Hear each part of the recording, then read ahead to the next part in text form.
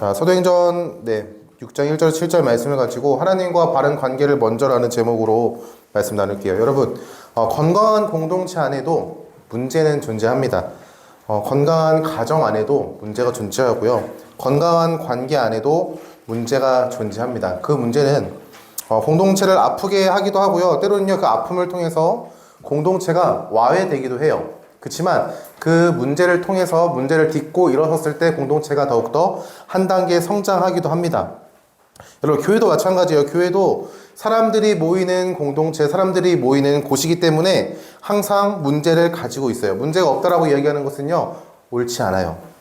항상 문제가 있고 그 문제를 얼마나 지혜롭게 해결하느냐에 따라서 그 공동체의 성장의 결과가 달라집니다. 후퇴 또는 도약이라는 전혀 다른 결과를 맞이하게 돼요. 문제 앞에서의 반응은 공동체뿐만 아니라 개인에서도 똑같이 적용되는 규칙과 같아요.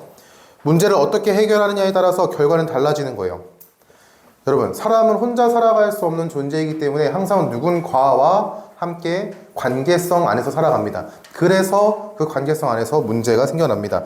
자신이 갖고 있었던 가치관과 지식과 그리고 자신이 갖고 있었던 생활 패턴의 수준에 따라서 그것에 차이가 있기 때문에 항상 문제 안에서 살아가는 것이 현실이에요. 그러나 이 문제를 어떻게 지혜롭게 잘 해결하느냐가 너무나 중요한 문제인 것이죠. 자, 오늘 말씀을 보면은 교회 안에서 문제가 있었다라는 사실을 알 수 있어요. 이 교회 공동체는 정말 건강한 공동체 같아 보입니다. 그 이유는 사도행전 6장 1절 말씀에 이렇게 얘기해요.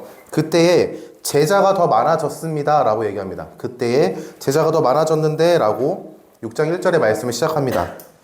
자, 사도행전 5장 말씀을 보면은 사도들이 예수님의 이름을 막 전했어요. 예수님께서 가르치셨던 것들을 전했고요. 예수님의 가르침을 따라서 살았고요. 예수님의 이름을 선포했습니다. 예수를 그리스도라, 하나님의 아들이라고 전파하며 그들이 살았어요. 근데 이러한 모습들을 시기했던 무리들이 있죠. 그게 누구냐? 바로 유대인 기득권 세력들이에요. 그들은 사도들과 교회 성도들을 핍박했습니다. 복음 전하는 것을 핍박했고요. 예수의 가르침을 전하는 것을 핍박했고 예수의 이름을 선포하는 것에 있어서 그들을 위협했습니다. 채찍을 휘둘렀고 때로는 협박도 했고요. 때로는 목에 칼을 들이밀기도 했어요. 자, 그러나 사도들은요, 그 상황 가운데서도 예수님이 누구다, 그리스도라는 사실을요, 분명하게 선포했습니다. 복음을 전했고 가르침을 전했고 그들의 삶 가운데서 그리스도라 가르치기에 힘썼다라고 5장의 마지막 절의 말씀에 보면은 분명하게 고백하고 있어요. 자, 이러한 상황 가운데 결과가 뭐였냐? 그때의 제자가 더 많아졌습니다 라는 거예요. 자, 오늘 말씀에는요, 공동체의 무리를 가리켜가지고 뭐 성도, 믿는 무리 이러한 단어를 쓰는 게 아니라 제자라는 단어를 사용합니다. 제자. 그들의 정체성이 드러나 있는 표현이에요. 예수 그리스도를 믿는 자들 가운데서 아기와 같은 자들이 있을 수 있어요. 내 신앙이 너무나도 연약하고 어린 아기와 같은 성도가 있을 수 있습니다. 그저 교회 출석하는 것만으로도 버거워하는, 때로는 하나님의 말씀을 듣는 것을 소화시키기도 버거워하는 친구들이 있을 수 있어요. 이때도 똑같았어요. 그런 자들도 있었습니다. 그러나 그 안에서는요, 어른으로서, 청년으로서, 신앙의 어른으로서 하나의 누군가를 양육하고 품을 수 있는 그러한 신앙을 갖고 있었던 사람도 있었다는 거예요. 그 사람을 가리켜서 오늘의 말씀에 어떻게 표현하냐면은 제자라고 표현합니다. 여러분, 제자는 스승의 가르침을 따라 살아가는 사람을 제자라고 합니다. 이 시대의 제자는요, 단순하게 스승과 제자의 관계, 선생과 학생의 관계가 아니라 스승의 가르침을 머리로 기억하고 삶으로 실천하는 자들을 제자라고 했어요. 오늘 말씀에는요, 제자가 심히 많아졌대요.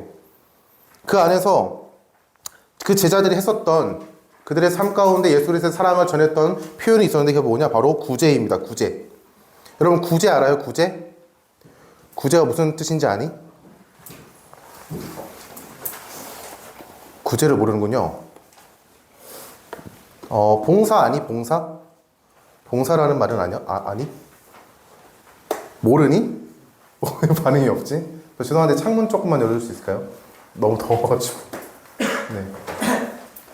여러분, 구제는 그들을 도와주는 거예요. 가난하고 소외된 자들을 도와주는 겁니다. 그들의 필요를 채워주는 것이고요. 그들의 아픔에 공감해주는 거고요. 그들의 가난한 자들은요, 우리의 물질로 섬겨주는 거, 외로운 자들은 우리의 감정으로, 우리 사랑으로 그들을 품어주는 거, 이런 것들을 구제라고 합니다.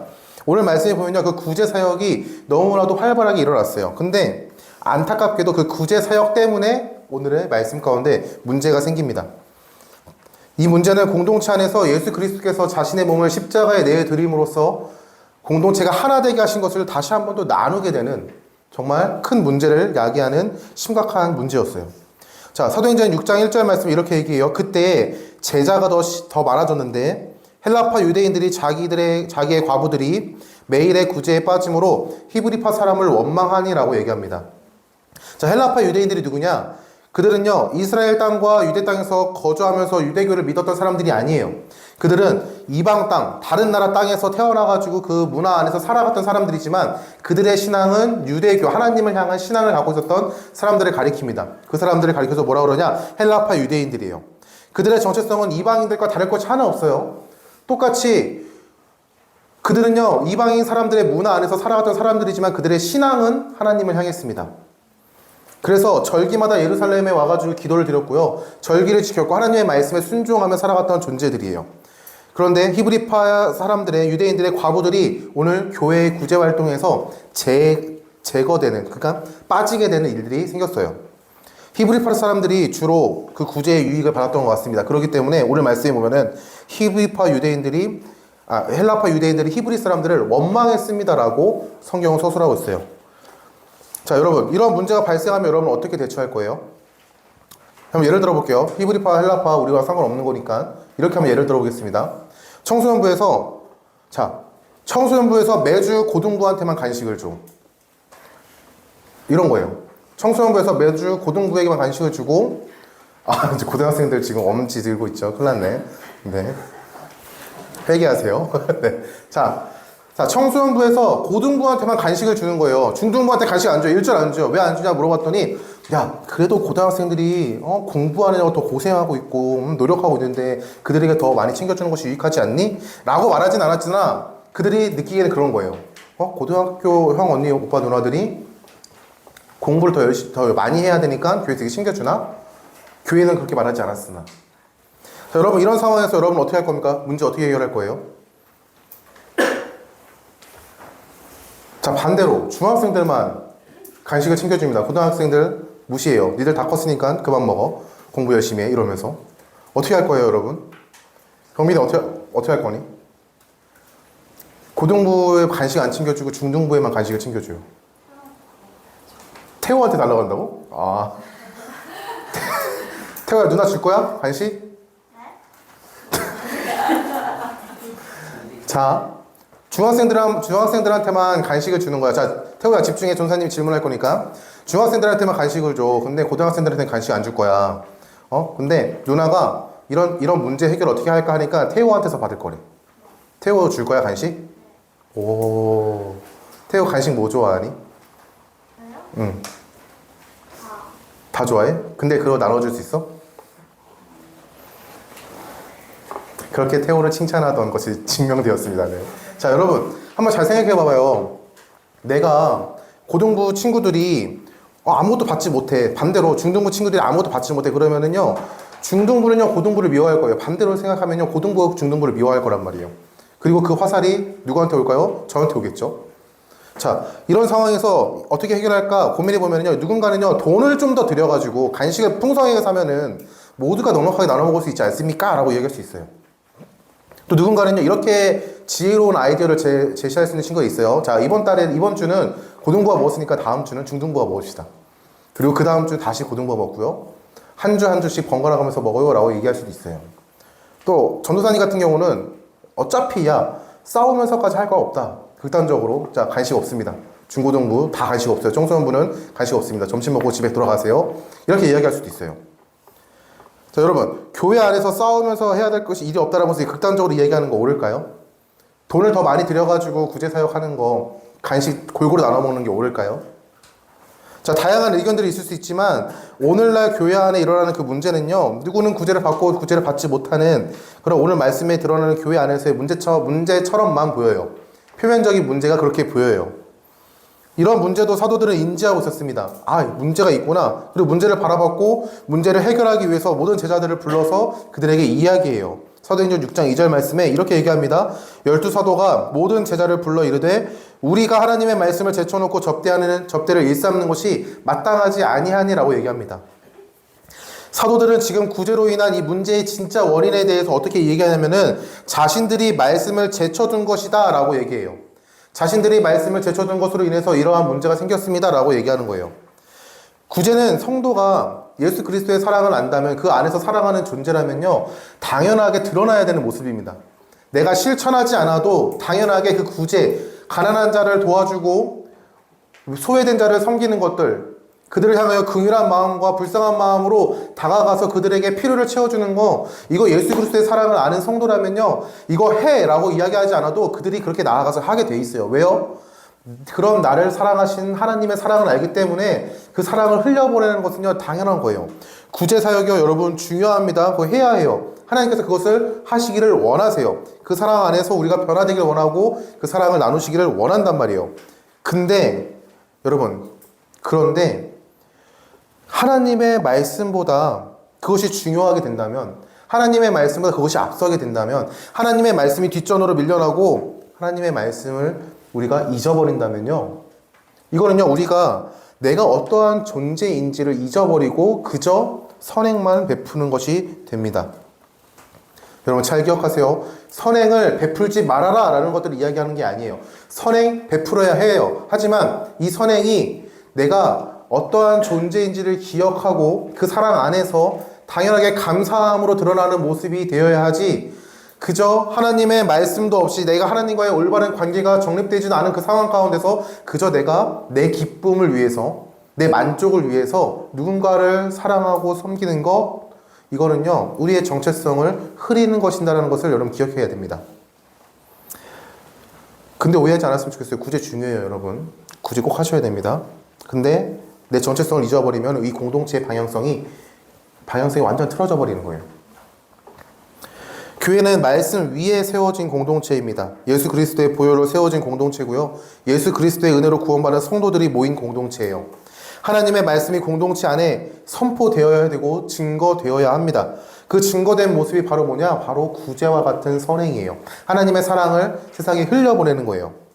만약에 말씀이 없이, 말씀 가운데 허락하시는 은혜가 없이 내가 선행만 한다면은 우리 정체성을 잊어버린 겁니다. 방향을 잃어버린 거예요. 사도들은요, 문제의 원인을 자신들에게 찾았습니다. 말씀을 제쳐주었던 거, 하나님의 말씀 우선시 되어야 하는데 그렇지 못했던 거, 하나님의 말씀의 선포가 있어야 되는데 그 선포가 잦아들었던 것, 이런 것들이 이 구제의 이름이라고 선행되었던 모든 것들이 문제가 되었던 그 이유가 말씀이 없었기 때문이다라고 얘기합니다. 여러분, 제자들은 말씀을 힘입어서, 은혜를 힘입어서 선행을 했던 것이 아닌 것 같아요. 그들은요, 자신들이 가지고 있었던 유익, 그리고 자신들이 가지고 있었던 만족을 위해서 선행을 하지 않았나, 이렇게 생각해 봅니다. 이러한 문제의 원인을 직시했던 사도들이 이렇게 얘기해요. 사도행전 6장 3절 4절 말씀이에요. 형제들아, 너희 가운데서 성령과 지혜가 충만하여 칭찬받는 사람 7을 택하라. 우리가 이 일을 그들에게 맡기고 우리는 오로지 기도하는 일과 말씀 사역에 힘쓰리라 하니 라고 얘기합니다. 자, 그들에게 성령과 지혜가 충만하여 칭찬받는 사람 7명을 택하라 라고 얘기해요. 그 택함 받은 사람들에게 뭘 할 거냐? 구제하는 일을 그들에게 맡기겠다라는 거예요. 그리고 사도들은 기도와 말씀에 집중하겠다라고 얘기합니다. 여러분, 그러나 오해하면 안 돼요. 자, 말씀을 전하는 목사님, 전도사님, 선교사님 등등등등 말씀을 전하는 목회자들이 자, 구제와 전도와 선행하는 일을 가볍게 여겨도 된다라는 것들을 이야기하는 게 절대 아닙니다. 이 말씀을 진짜 오해하는 사람들은요, 목사님들을, 전도사님들은 말씀과 기도에만 전념하시고 다른 건 신경 쓰지 마세요, 이렇게 이야기를 하는데 그런 이야기가 아니에요. 말씀과 기도 사역에 내가 먼저 집중하겠다라는 거예요. 하나님께서 나에게 주신 그 사명, 말씀을 전하고 복음을 증거하는 그 사명 가운데 내가 우선순위를 가지고 집중하겠다. 이것이 먼저 세워진 다음에 주께서 보내신 그곳 가운데 함께 섬김의 자리 가운데 나아가 순종하겠습니다 라는 것들을 얘기하고 있는 거예요. 사도들은 하나님의 말씀을 선포하는, 그리고 증거하는 그 사명을 받은 존재들입니다. 그 사명을 감당하는 것에 있어서 내가 집중할게. 그러니까 7명의 사람을 택해봐. 성령과 지혜가 충만하여 사람들에게 칭찬받는 그 사람 7명을 택해봐. 우리가 구제하는 일을 그들에게 맡기겠습니다 라고 사도들은 얘기하는 거예요. 여러분, 잘 보면은 성령과 지혜가 충만한, 그리고 칭찬받는 사람이다 라고 얘기하고 있어요. 자, 그들은요, 신앙적으로나 삶에서 타인에게 모범이 되는 존재였습니다. 하나님과의 관계가 바로 세워지는 존재였어요. 그리고 그 사람들을 통하여 무엇이 일어나냐? 하나님께서 허락하신 그 공동체 안에서 그 문제가 해결되는 것을 우리가 바라보게 돼요. 자, 이 말씀, 사도들이 그렇게 하겠다라는 그 말씀을 듣고요, 온 무리가 기뻐했습니다라고 성경은 얘기합니다. 그리고 믿음과 성령에 충만한 사람 7명이 택함 받았는데 그 사람이 누구냐? 오늘 말씀에 나왔던 사람들이에요. 스데반, 빌립, 브로고로, 니가노르, 디몬, 바메나, 안디옥 사람 니골라라는 사람들이었습니다. 자, 이 사람들은요, 사도들 앞에 세워졌고요, 사도가 그들을 위해서 기도하고 안수하여 그들을 세웠습니다. 자, 이 세움받은 7명의 사람들이 누구냐? 교회에 처음 세워진 집사라는 존재들이에요. 교회를 위해서 헌신하는 직분자, 집사라는 존재들이 세워졌어요. 자, 그 결과 사도행전 6장 7절 말씀입니다. 하나님의 말씀이 점점 왕성하여 예루살렘에 있는 제자의 수가 더 심히 많아지고 허다한 제사장의 무리도 이 도에 복종하니라 라고 얘기합니다. 자, 말씀을 잘 보면요, 구제 사역이 잘 해결되었습니다. 행정적으로 잘 되었습니다. 모든 사람들이 풍성함을 누렸습니다라는 이야기를 하지 않아요. 하나님의 말씀이 점점 왕성하였다라고 얘기합니다. 그리고 예루살렘에 있는 제자의 수가 더 심히 많아졌습니다라고 얘기하는 거예요. 제자가 뭐라고 그랬죠? 스승의 가르침을 기억하고 삶에서 실천하는 사람을 제자라고 한다고 했어요. 하나님의 말씀이 선포되고 하나님의 말씀이 증거되는 그 사역들이 바르게 세워지니까 예루살렘의 제자의 수가 더 심히 많아졌습니다. 그리고 제사장의 무리도 이 도에 복종하는 놀라운 역사심이 이 땅 가운데 일어났어요. 자, 여러분, 우리 문제 앞에서 가장 먼저는요, 하나님의 말씀이 내 삶에 과연 역사하고 있는지를, 우리가 하나님의 말씀이 내 삶에 증거되고 있는지를 점검해야 돼요. 이 말은 내가 하나님과의 관계가 바로 서 있는지를 점검해야 된다는 거예요.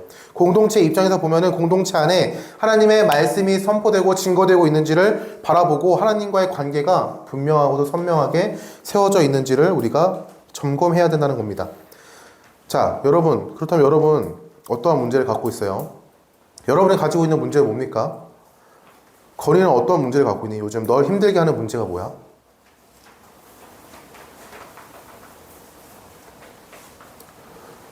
없어? 누나랑도 잘 지내고 엄마랑도 잘 지내고 학교에서는 문제 없고 공부 잘 되고. 공부를 잘 모르겠어? 자, 여러분들이 가지고 있는 문제들 다양한 것들이 있어요. 누군가는요, 친구 때문에 힘들어하는 친구들이 있을 수 있습니다. 친구와의 관계 때문에. 누군가는요, 부모님과의 관계 때문에 힘들어하는 친구도 있어요.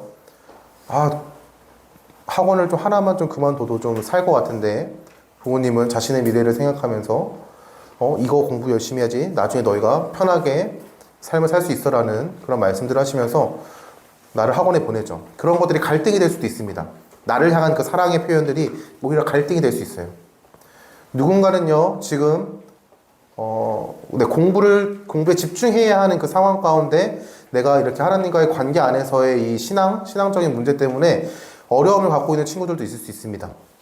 자, 여러분, 문제가 뭐가 됐든 간에 여러분, 우리의 삶에서 하나님과의 관계가 바르게 세워져 있는지를 바라봐야 돼요. 자, 하나님과의 관계가 바르게 세워져 있으면요, 그 문제를요, 문제로 바라보지 않아요.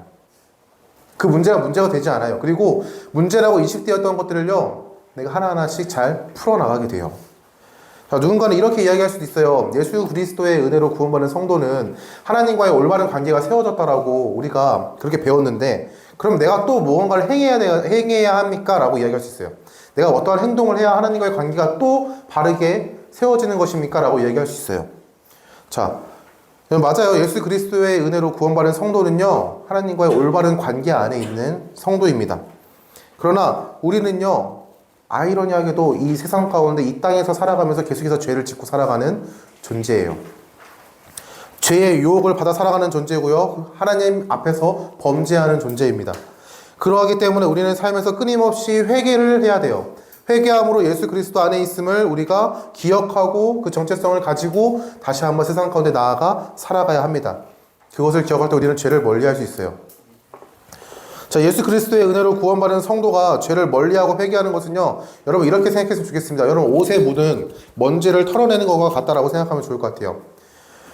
성도는 예수 그리스도의 은혜로 새로운 신분을 얻었어요. 새로운 옷을 입었습니다. 하나님께서는요, 예수 그리스도를 구주로 고백하는 그 성도를 향하여, 연합된 그 존재를 향하여 의롭다라고 얘기해 주세요.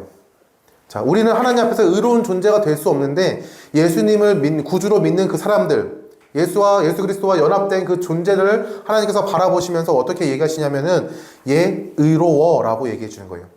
의롭다라고 칭해 주세요. 그게 뭐냐? 신학적인 용어로 그걸 칭의라고 합니다. 하나님께서 우리를 향하여 의롭다라고 여기십니다. 하지만 우리는요, 여전히 이 땅에 살아가면서 죄의 영향력과 유혹 안에서 살아가는 존재예요. 자, 여러분, 새 옷이 있어요. 깨끗한 새 옷을 입었어요. 근데 그 옷에 먼지가 계속 쌓입니다. 그러면 여러분, 이 옷이 새 옷이라고 여러분이 인지할까요? 옷에 먼지가 계속해서 쌓이면요, 언젠가 내가 입은 옷이 새 옷이라는 사실을 잊어버려요. 내가 입은 이 옷이 새로운 신분의 옷이라는 사실을 잊어버립니다. 그렇기 때문에 우리는 이 먼지를 털어내야 돼요. 똑같아요. 내가 예수 그리스도의 은혜로 구원받은 성도임을 인지하고 기억하고 있지만 세상을 살아가면서 끊임없이 죄의 유혹을 받고 죄 가운데 있고 죄의 유혹 가운데 내가 죄를 지으면서 살아갑니다. 먼지가 계속해서 쌓이는 거예요. 죄 가운데 노출되어 있고 죄를 지으면서 살아갈 때 가장 위험한 것이 뭐냐? 내가 어떠한 존재인지를 잊어버려요. 내가 하나님의 자녀라는 사실을 잊어버리고요, 교회의 성도라는 사실을 잊어버립니다.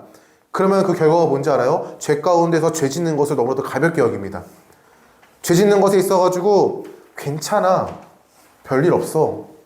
하나님이 사랑이 많으신 것을 악용해요. 하나님 사랑이 많으신 분이야, 괜찮아.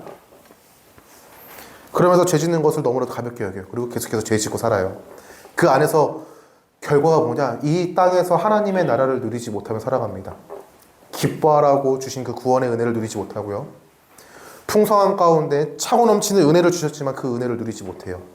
그게 우리 안에 쌓여있는 그 죄의 영향력을 털어내지 못하는, 우리 옷에 묻은 먼지를 털지 못하는 겁니다. 자, 회개는요, 우리의 죄를요 털어버리는 거예요. 하나님 앞에 털어버리는 겁니다. 내 옷에 붙어있는, 새로운 옷에 붙어있는 먼지를 털어내는 행위와 같아요. 이러한 회개는 예수 그리스도의 은혜를 힘입어서 이룰 수 있습니다. 죄인된 신분으로 하나님 아버지 앞에 나아가서 두려워하는 마음으로 한 번만 살려주세요라는 그러한 마음으로 회개하는 것이 아니에요. 우리는 이제 하나님의 자녀된 존재로서 예수 그리스도의 은혜를 힘입어가지고 하나님 앞에 담대함으로 나아갑니다. 그 안에는요, 두려워함이 아니라 하나님을 향한 기뻐하는 마음과 그 안에서 용서를 믿음으로써 바라보며 나아가는 겁니다. 히브리서 4장 14절 16절 말씀이 이렇게 고백하고 있어요. 자, 전도사님 읽어줄게요. 히브리서 4장 14절부터 16절 말씀입니다. 잘 한번 들어보세요. 자, 그러므로 우리에게 큰 대제사장이 계시니 승천하시니 곧 하나님의 아들 예수시라. 우리가 믿는 도리를 굳게 잡을지어다. 우리에게 있는 대제사장은 우리의 연약함을 동정하지 못하실 리가 아니요 모든 일에 우리와 똑같이 시험을 받으신 이로되 죄는 없으시로다. 그러므로 우리는 긍휼하심을 받고 때를 따라 돕는 은혜를 얻기 위하여 은혜의 보좌 앞에 담대히 나아갈 것이니라 라고 얘기합니다. 여러분, 성도는 예수 그리스도의 은혜를 힘입어 하나님께 나아갑니다. 나아가는 그러한 존재예요. 그 하나님께 나아가면요 뭐냐? 하나님께서 우리에게 예비하신 차고 넘치는 그 은혜를 누리기 위한 걸음이에요. 죄를 짓고 죄를 품는 존재이지만 하나님을 아버지라고 고백하는 그 성도는요, 하나님과의 관계성 안에서 예수 그리스도와 연합된 존재 안에서 우리는요 하나님을 향하여 담대함으로 나아가요. 살기 위해서 두려워하고 떨리는 마음으로 나아가는 것이 아니라 그분을 향하여 담대함으로 나아갑니다. 그리고 그분께 나의 모든 죄를 고백해요. 그 죄의 고백은 나를 향한 하나님의 사랑으로 내 안을 채우는 행위와 같아요. 나 스스로를 향한 정죄의 행위가 아니라 하나님께서 나에게 가득 부어주신 그 사랑으로 내 안을 채우는 것과 같습니다. 사랑하는 청소년 여러분, 회개는 우리가 어떠한 존재인지를 기억할 때 믿음으로 이룰 수 있는 거예요. 회개는 성도에게 주어지는 특권입니다. 특권. 그러하기 때문에 죄 가운데 있을 때 여러분, 하나님께 엎드리세요. 하나님께 자신의 죄를 고백하고요, 하나님께서 허락하시는 그 은혜 안에서 내가 믿음으로 하나님의 사랑 안에 있음을 고백하며 하나님께 모든 죄를 고백하십시오. 공동체와 관계 안에 문제가 있으면 하나님 앞에 간절하게 기도함으로 구하세요. 죄의 유혹을 이길 능력을 달라고 하나님과의 관계를 더럽히는 나의 연약함, 부족함, 그 안에 죄의 영향력을 떨쳐낼 수 있는 힘을 달라고 여러분 기도하십시오. 그때 하나님께서는요 우리에게 은혜를 주시는 거예요. 이게 성도의 삶이에요. 죄 가운데 회개하고 믿음으로 반응하고 회개하고 믿음으로 반응하고 회개하고 믿음으로 반응하고 회개와 믿음이 계속해서 삶 가운데 역사하는 그 삶이 바로 성도의 삶이라는 거예요. 언제까지 하냐? 예수 그리스도께서 다시 오시는 그날까지. 우리가 생을 마감하여 주님의 품에 안기는 그날까지 우리는 언제나 매 순간 매일의 삶 가운데서 회개와 믿음의 고백을 드리며 살아가는 겁니다.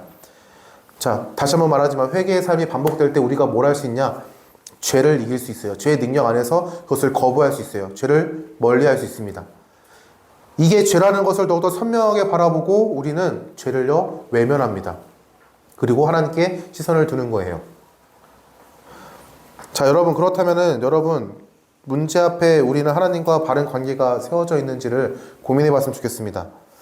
혹시나 여러분의 삶에 먼지처럼 쌓여있는 죄들이 있나요? 여러분의 삶 가운데 먼지처럼 쌓여진 먼지가 요만큼 쌓이면요 툭툭 털기 쉽거든요.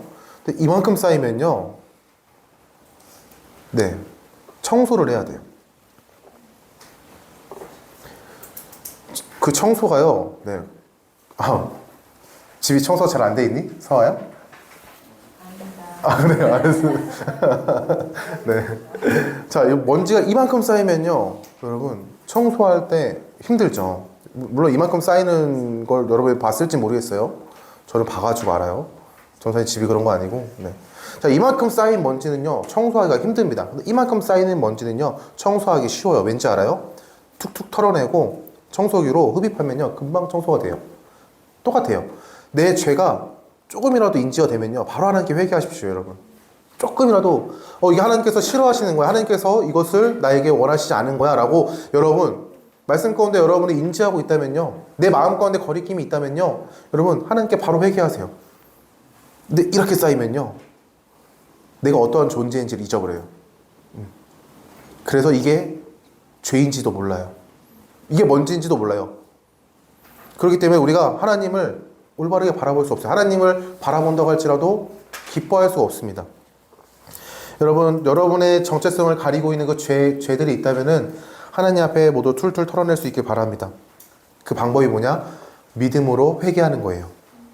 아버지 하나님께서는 여러분이 회개하기를 기다리고 계세요. 죄 가운데 있음을 바라보시고 긍휼하심으로 여러분들이 여러분의 입술의 고백으로 하나님 앞에 나와 하나님께 죄를 고백하며 하나님의 사랑 안에 다시 한번 거하여 그 사랑 안에서 살아가기를 원하세요. 하나님께서는 그것을 기다리고 계세요. 오래 참으심으로 사랑하심으로 기다리고 계신단 말이에요. 자, 말씀을 마치겠습니다. 여러분의 삶 가운데 말씀이 증거되는지, 하나님과의 관계가 올바르게 세워지고 있는지 매일 매순간 점검하면서 살아갈 수 있길 소망합니다.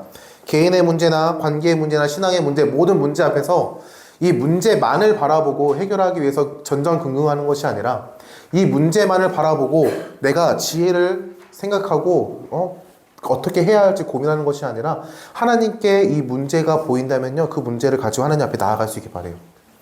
그 관계 안에서 하나님께서 해결해 주실 거예요. 자, 근데 여러분 오해하면 안 돼요. 자, 이렇게 설교를 했는데 이런 친구들이 있어요. 그럼 모든 문제가 생기면은 이 문제를 외면하고 하나님 앞에만 무조건 나가면 되는구나 라고 얘기할 수 있어요. 그런 게 아니에요. 자, 세상의 지혜를 구하지 말라 이런 말 절대 아닙니다. 사람과 함께 의견을 나누고 조율해가지고 문제를 해결하지 말아라 이런 거 얘기하는 게 아니에요. 필요해요. 지혜와 지식이 너무나도 필요합니다. 나보다 앞선 자들의 경험도 필요해요. 부모님의 조언도 필요해요. 그렇지만 여러분 표면적인 문제만 바라보고 해결하는 것이 아니라 우리가 문제의 원인을 파악하고 해결할 수 있길 바라요.